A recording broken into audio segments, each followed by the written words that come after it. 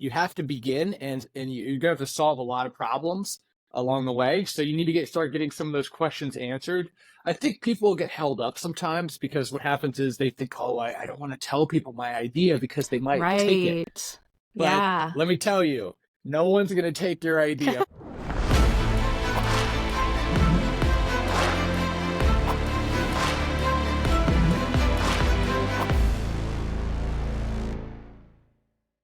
Hey, Nick, thanks for joining me today. Hey, Terry, glad to be here. So I want to start with your idea for CordBrick. How did this idea come to you? Because I think it's so fascinating when people create a product out of an idea and can bring it into the marketplace. So that's where I'd like to start today. Yeah, so I'm a guy and I'm 37, and so I'm a millennial too, and I would call myself lazy. So that's a me thing.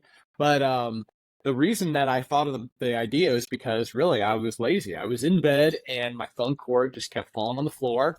I'd be, wanting to go to sleep, and then someone would text me, a girlfriend or something like that, at the time, and my phone cord would fall on the floor, and I thought it was annoying. It would go under the nightstand or under the bed, and then I'd have to get on, get out of bed, turn the light, wake myself up, move some furniture around or something, at least depending on where I was or what my bedside charging situation was.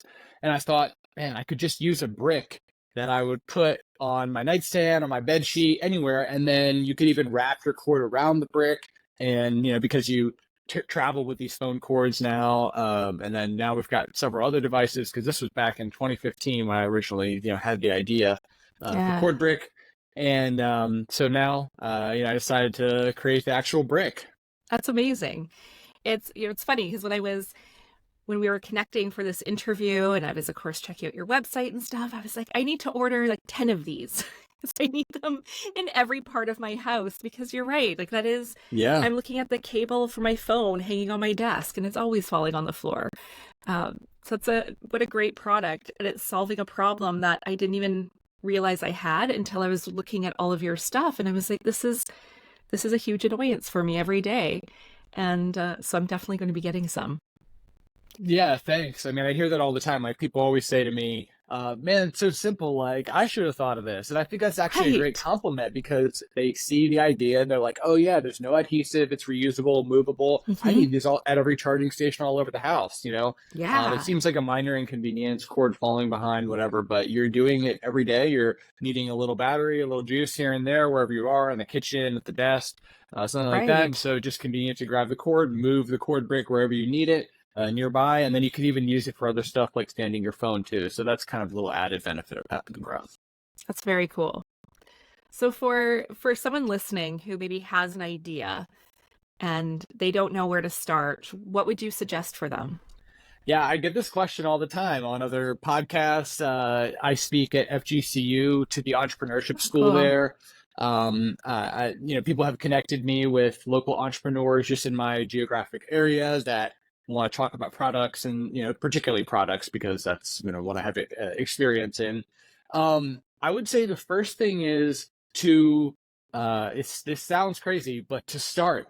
Okay, you've got to actually start building or doing whatever your idea is, and that can be a lot of different things, right? It could be just writing down a certain amount of ideas. That could be some research related to processes involved that maybe you don't know, but that you're going to have to learn about. That could be talking to someone in that industry or someone who's already doing that. If you can get access to that person, even better. For me, the best people to talk to are other entrepreneurs, and particularly for me, the best people to talk to are product focused and people with product companies, because that's what I have. So because they've been through the ringer, they've done this the hard way and learned a lot of lessons. They can tell me what I need to do and how realistic my idea is.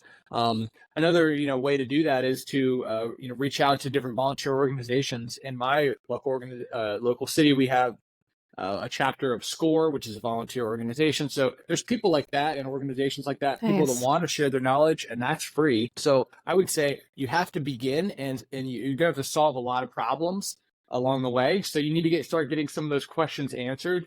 I think people get held up sometimes because what happens is they think, oh, I don't want to tell people my idea because they might take it. But let me tell you, no one's going to take your idea. First of all, eventually yes, someone's going to take your idea, right? The competition and capitalism in our marketplace allows for different variations. And if you are successful enough, eventually somebody will. But that won't Right. happen until you're making enough money to make it worth it for someone else to copy you. And then they're Right. going to have to compete with you. And so they're going to have to do something to differentiate themselves from you, whether it be a lower price, higher price, more features. So it's going to be something different anyways. So I'm never really that worried about, and I always encourage other entrepreneurs to share their ideas, tell people their ideas, because people are going to poke holes in it that you didn't think of as well. And it's going to help Oh, you develop your yeah. ideas and figure out a lot of the problems ahead of time. And so then that'll change what you do and spend your time on. Oh, that's, because I'm thinking about myself, and I've had product ideas in the past where I've done the exact opposite and I've kept it to myself and then never did anything with it. So this is making a lot of sense Yeah, of, write it down too, because you right. don't know when you'll pursue those ideas and it might not be the right time. And new technology or new uses or just the way people are doing things might change and it might become like, oh, this is really a much better time as time goes along. So that old idea I had now makes even more sense. So I always keep a Yeah. little notebook of my other ideas that I have too, in case Smart. I want to act on them later. That's a great idea. And can you tell us a bit more about your journey in terms of creating this product and maybe what some of the challenges were that you faced and how you overcame them?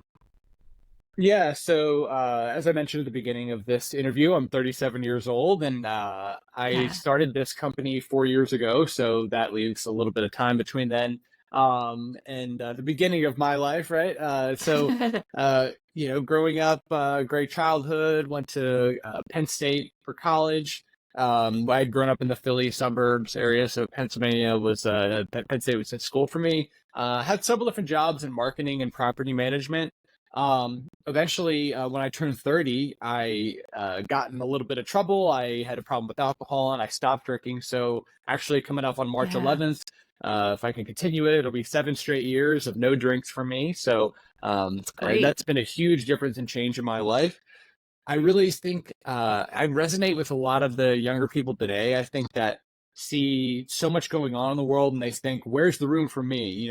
Everything's already been Mm-hmm. done, everything's already been invented. What new or great could I add? And, am I worth it? Am I worthy? And you're seeing, of course, everyone's best face being put forward online and stuff like that. So, I Yeah. myself had a low self-esteem and low self-confidence. And, getting sober was the first part of changing that for me. But then doing this startup and kind of teaching myself along the way, learning the product development, um, getting success in sales, and then getting affirmation from people that it was something really useful, and they thought I should go on Shark Tank. I've heard thousands of times. So you Yeah. hear that, it can't help but kind of boost your confidence. So that's been my journey, and it's been a complete personal transformation for me. I personally was so lazy, as I described myself, right?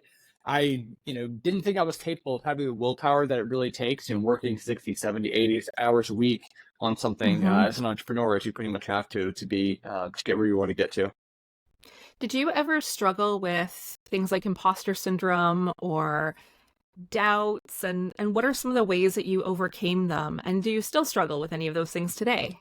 Yeah, I'm making faces as you say that. Like, absolutely. I just said to someone last week, I feel like I have imposter syndrome going to this big event.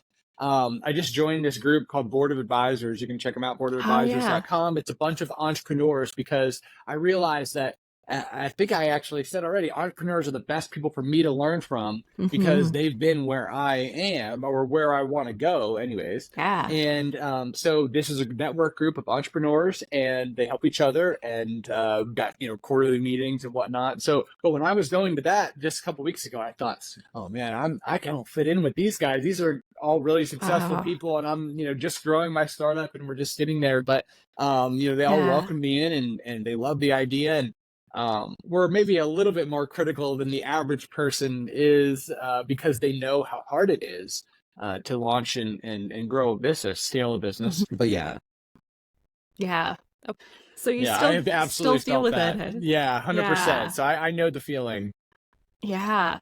And that's, something that everyone that I talk to, every entrepreneur at every stage of business, it seems to still come up for them. And I find that so fascinating that no It'll matter where never we stop. are. Yeah, there's always Yeah, someone that you're gonna look up to and idolize and think this person is larger than life, you know? So, absolutely. yeah, I mean, at the end of the day, I think nobody knows what's going on here really. So we're all just figuring it out and going along the way with the best information we have at hand.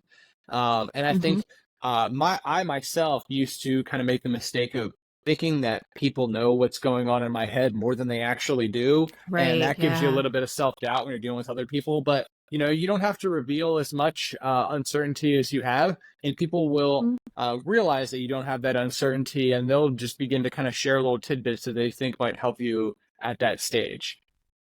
That's amazing. That's really a great insight. Can you tell us a bit more too about your sober journey and how that's changed your life and changed the course of your life? Absolutely. Yeah. At first, I was humbled uh, extremely by the law. I had three Yeah. DUIs, and luckily, I never got in the accident and hurt anybody. So that was very fortunate. But I Hmm. completely regret, making the decisions to do that. And alcohol had taken me completely out of control from a self-control perspective. And Yeah. before that, before I got sober, I remember looking at myself in the mirror and screaming at myself, please don't do this again another day. And then I literally couldn't control my body from walking to buy alcohol at 8 o'clock in the morning, at the very Wow. end of it. That was really where it led to me. And then, that third DUI, getting out of jail, they put an alcohol ankle monitor on me. And basically what that is it's unbelievable if this is true, but it can sense alcohol from your pores. So if you have even one drink, Wow. it will go off or record that data. And then I had to sleep with a wireless transmitting device within 30 feet of me for 3 or 4 months after that as a court order. So, that was part of me getting bailed out from jail. Otherwise, I would have had to stay in jail if I refused that. So I figured that was probably worth it. And so I had a pretty Yeah. high incentive to not drink at that point. My Yeah. court date was upcoming, and that, if I failed that, I definitely would have been going to jail for a lot longer than I did, which I was still sentenced to 60 days. And, sort of 40 of those days, you get a certain percentage off for good Right. behavior. But I had went to rehab during that time, and took it Mhm. very seriously because I knew the consequences at that point. And I'm not sure if it wasn't for something like that in the law to step in, and that particular device, that I would have been so eager to actually do it. I think in the back of my mind, Yeah. I definitely knew that this was a major problem for me, and I didn't have self control and the willpower to stop. But I knew this was my opportunity. As soon as that day occurred, and I dove in. I went to AA. I Yeah. was going to 3 and 4 meetings a day. I was, praying a lot and just asking a lot of people Hmm. who, just like I mentioned, as entrepreneurs, I like talking to other entrepreneurs because they've been there before. I like talking to other alcoholics because they understand what it's like to Yeah. have those problems. And my story was not unique. I found I thought that I was some person that was the only one suffering from these problems and no one understood. It was like me. But no, actually, a lot of other Right. people were like me and had done way worse and had come back from it and lived very successful, happy lives. And I think the other thing is just being more at peace with themselves, because at the end of the day, the reason that people drink or use substances or have any addiction whatsoever is to change the way that they feel inside, right? They need to do Hmm. something different to change a feeling. And Right. so, once I realized that, it's been, a whole, transformation of my personal self. And I feel like it's continued into a personal and self-improvement journey that has been ongoing. And I'm just extremely fortunate for every person that was involved in me being able to Yeah. have these opportunities to still go and do these things after getting into the serious trouble. Yeah, absolutely. I saw in your write up that I was reading that you referred to it as a divine intervention, and that's exactly what it sounds like to me. I'm not a fan of people saying things happen for a reason because I think some things are just shitty, but Hmm. I do believe that sometimes life intervenes with us, and there is that divine intervention that sets us on the right course, and that's exactly I think what it sounds like. Yeah, I think you make the reason is what happens. Mm, I it's a great think way you're to put it. absolutely right. There is free will in this world, but because of that, I think that you're right. Not everything does happen for a reason, and I think that's the harsh reality. And unfortunately, but Yeah. what that does make happen is it means that you need to go out and get whatever you can. So if you think that you deserve better, it's there for you. So go and try, and there's going to be things in everybody's way. Everyone has unexpected things happen to them. The level of that Yeah. just is random. It does seem so. Just try to keep putting yourself in the best position. Some of the learnings from AA, I would say, is surround yourself with the 5 people who you want to emulate, who are living Yeah. a life that is one that you would be envious of. So Right. try to be around those people, and it tends to happen that your life becomes more like that. You pick little things up that they're doing that you don't even know that they're doing, that are resulting in those things happening for them. Yeah. I love that insight. Thank you for that. How has that shift in your mindset and your thinking, how do you think that's led to your success as an entrepreneur?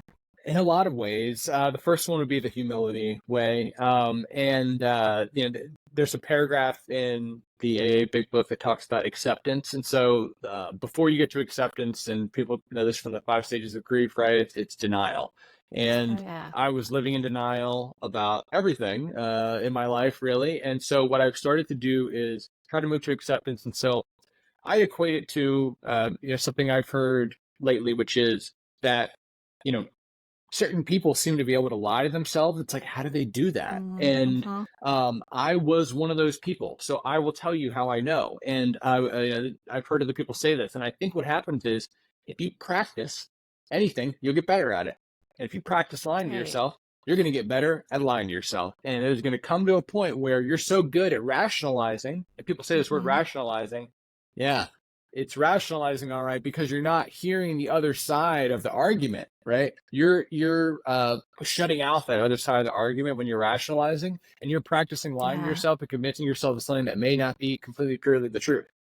And so by Right. becoming not practicing and accepting the truth and living in denial in a fantasy world, you don't move to that second stage and you get stuck. So it's really hard to not have success when you are constantly accepting the truth, because then you go to the third step, which is action, right? You take that action and start doing something to change whatever you need to change based on the true thing, which is the acceptance that you've been able to see then. Oh, that's great. Thank you. Can you tell us about the Build Something initiative? I'm curious to hear about Yeah, that. thanks. That's like my personal mission. It's something I'm very passionate about. I mentioned that I speak to entrepreneurs, students at FGCU, local school here in Southwest Florida. But my main mission, the first part of that mission started when I was building these bricks, right? These cord Yeah. bricks, and I thought, okay, I really want to give back to the people that have given so much back to me to allow me this journey of sobriety. And so what could I do? Oh, I could build something. I could build the housing, because when you're early in recovery, a lot of times you've been kicked out of your house. You don't have anywhere to live. Right. The people that you're living with are even part of the problem. A lot of times enablers, or they don't really know how, maybe they're drinkers themselves. And so you need a place to go that is so a sober house, basically. In Naples in particular, there's a 501c3 called St. Matthew's House, a nonprofit, and they have housing, and they take in homeless people, people in early recovery. And Ah, in order to get and keep that housing, you've got to commit to go to meetings. You've got to commit to working a job, and they check in with you and manage the housing, and just oversee you and make sure you're safe. And I wanted to contribute to that. So a small part of every brick that we sell goes to St. Matt's or similar amazing. 501c3s to help build those physical structures to house people in early recovery and getting their life back. And then the other part of that mission is me building something by offering to mentor young entrepreneurs and inspiring other people Nice. to create something themselves. So I offer my own time and anyone really to talk about entrepreneurship.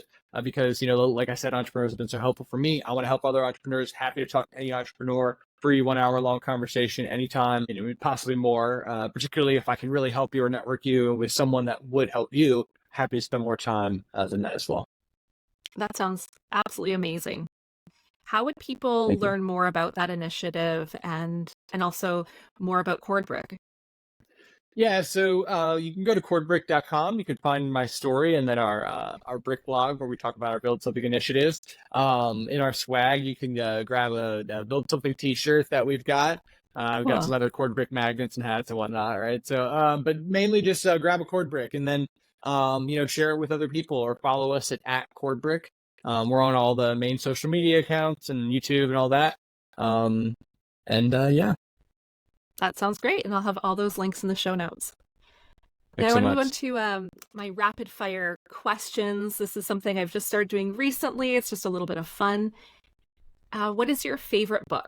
Shogun, which I heard by James Oh, Clavell, which I saw Hulu is coming out with the show. So I may have to re-up my Hulu subscription to watch that. Fantastic yeah. book, Oh, I incredible haven't even story. heard about that one. Yeah, it's an incredible love story. You've got to check it out. Oh, I will for sure. Favorite food? Gotta go with fried chicken, Old Trusty. So good, can't go wrong. Nice. Oh, what's your biggest pet peeve? I would say a lack of patience as it relates to not understanding, where people came from or, their Mm, personal journey through life, right? I think, name calling instead of kind of, seeing that there's more to people than meets the eye most of the time. I love that. Who inspires you? Oh man, there's so many people these days. It's great. At the beginning of the pandemic, I'm like, where is everybody? Like, we need some people to step up. Yeah. Honestly, like, well, this is madness. What is going on here? So Mm-hmm. for me, those people include people like Elon, people like Jordan Peterson, obviously Yeah. Joe Rogan. I personally have loved these people. Chris Williamson has an incredible podcast called Modern Wisdom that just gets great little nuggets for men in particular. There's a lot of Nice. Lex Friedman and whatnot. Tucker.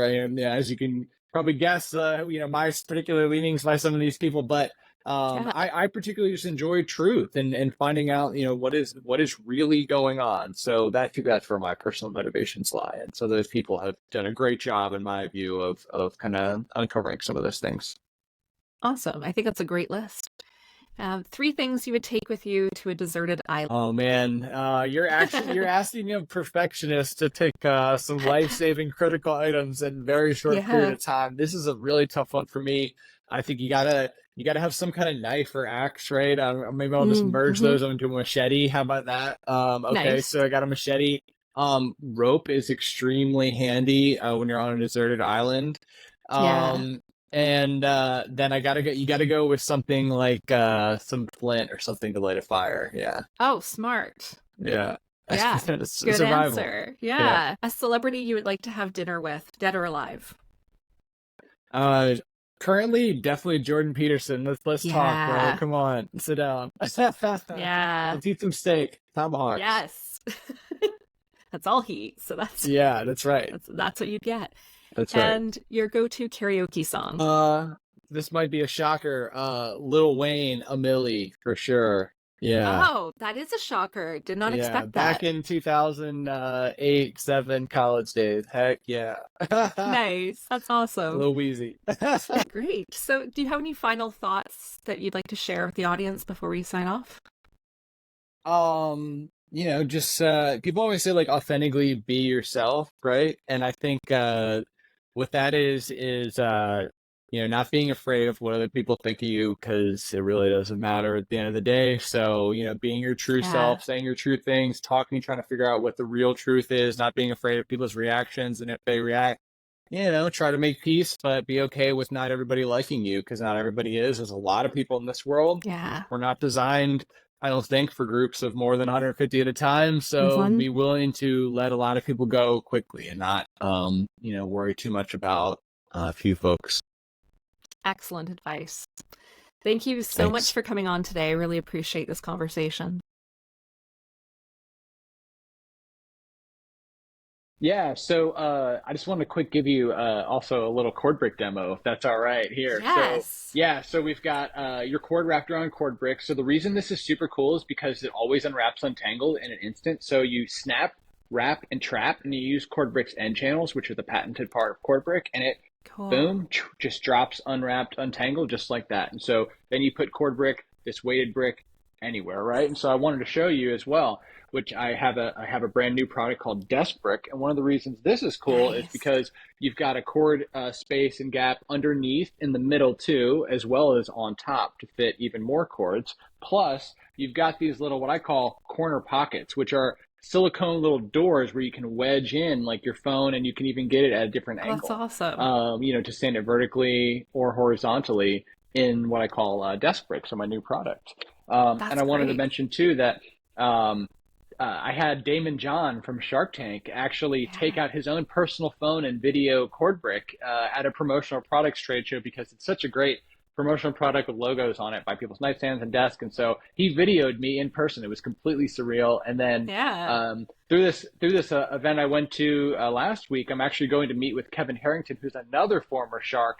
And we'll see what the discussions are, but it's called A Day with the Shark, and potentially Oh, at the end of cool. the event, they may consider investing. So it's something that we're looking forward to here in the future.